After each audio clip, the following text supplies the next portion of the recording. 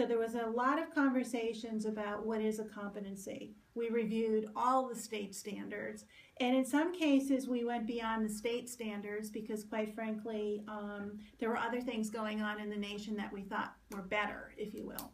So we started looking at, we were looking at, math standards outside of the state. We were also looked at the next generation science standards, which were outside of the state. But what we really began with the conversations is, what is the essence of a competency? What are we really striving for? And what we ended up with was, what are the big ideas that you learn in a particular content area that you take away and you never forget? You never forget those things. For example, in world language, you may not be able to speak the language, but you walk away with an understanding of the country's culture. Those kinds of things. Like science, you may not remember, a particular process or whatever, but you do understand that there is a relationship between structure and function. And what we found out is competencies were really all of the stuff that was at the front of the standards.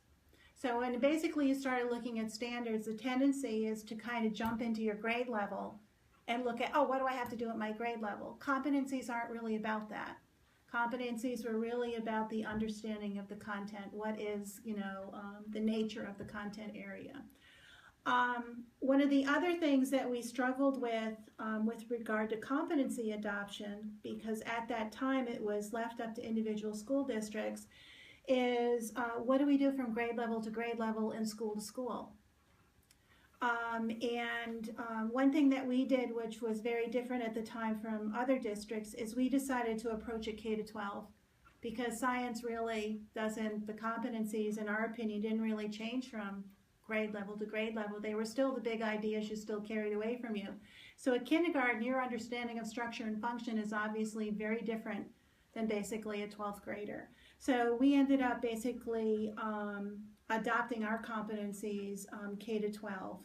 And I think that was probably one of the best things we ended up doing, because several years later, the New Hampshire standards were changed to basically graduation competencies, and we were sitting there going, yes, ours are already in place. I think some of the biggest challenges were trying to understand what a competency is and how to implement that in the regular classroom.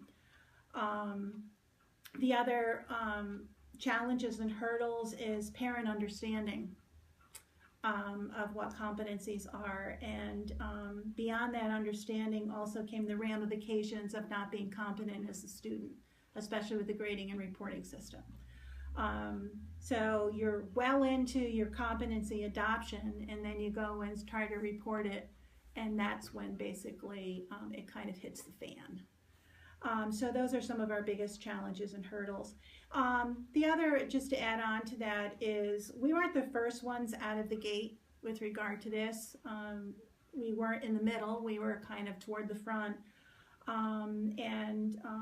Because of that, I think we had more challenges and hurdles that maybe than other districts that are presently going through it right now.